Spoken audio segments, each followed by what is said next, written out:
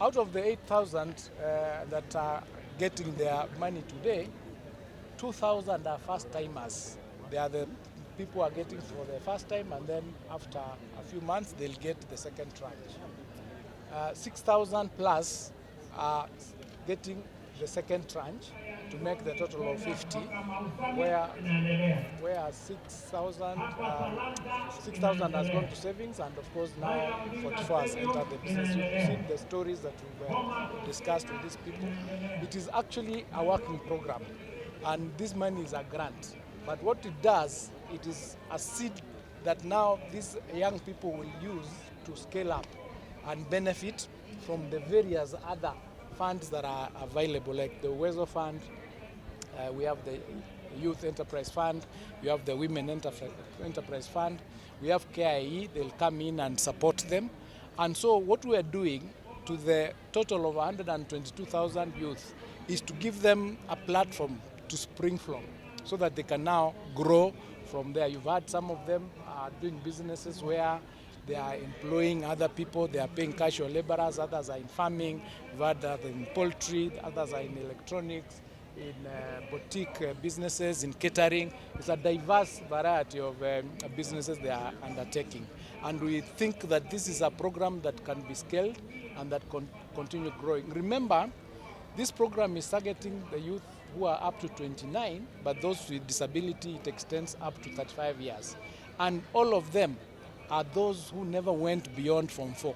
Second tranche has covered some 8,000 persons, and receiving about 2 or 5 million shillings, over and above the 155 million shillings that was issued or disbursed in the first tranche for these 3 counties.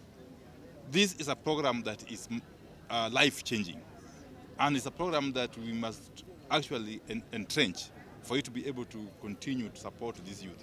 And let me say this, you know, many times politicians or leaders talk, but there's a difference between talking and implementing.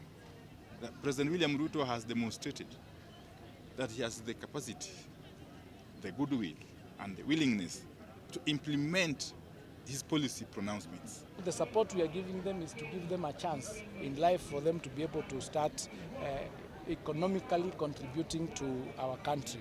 And that support you've seen the changes, you've seen the stories, you've seen the confidence that it has given to them, where somebody is actually waking up to do their own business and make some money, which they were not making before.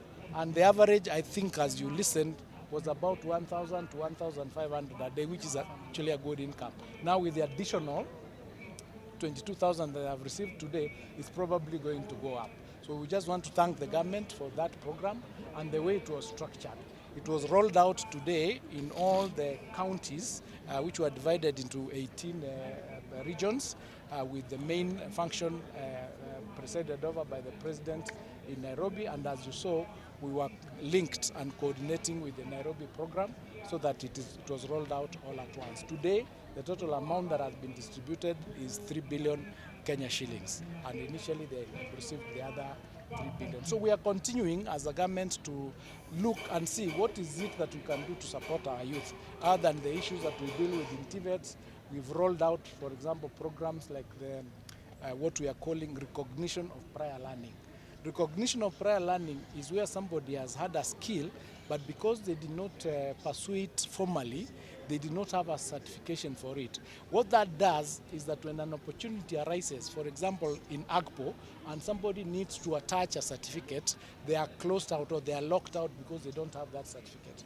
Now, the recognition of prior learning covers that gap by giving them a certificate after some certification to confirm that this is somebody who is skilled in that field and can do the work. That opens many doors for them, areas that they would never have stepped in before. So it is a program that is working. This program goes a long way to demonstrate that this government is a listening and caring government. And the youth must rest assured that they have got a government which is like their partner. And that the youth of this country must rest assured that even moving forward, the government will continue to support them and to work along with them. So this is a very, very important project and program, And we thank the government under the President for this very, very noble initiative. As you can see again, from the reactions of the youth who are here, from these 3 counties, something like this has never been seen. In the previous administrations, we know that the matter of youth unemployment is a challenge that is being faced by many, many countries, not just Kenya.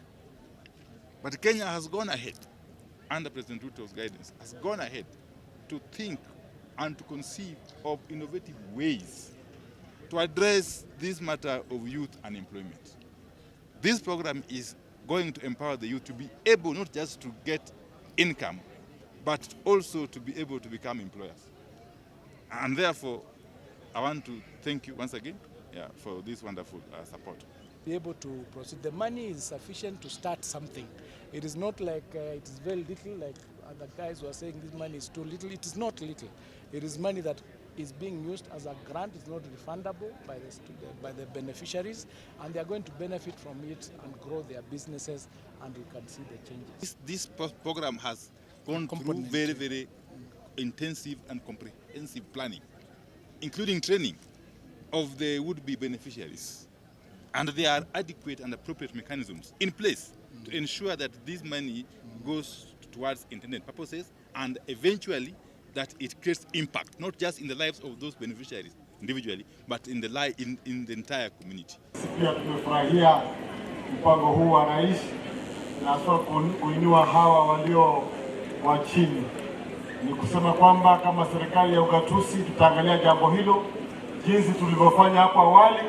Pia itakuwa ni vizuri pia tuweze kuwasaidia kuwaive hizo ada ambazo zinahitajika kulipwa katika serikali ya ugatuzi. Kwa hivyo mkonfirm kwamba hiyo directive ya rais lazima iangalie na tufanye vile amesema. Na nyinyi pia ikiwa tutatoa hizo hela, tafadhali kwa heshima kubwa hakikisha kwamba umeendesha biashara vizuri ili ziweze kuwa kwa manufaa kwenu mbali na kupata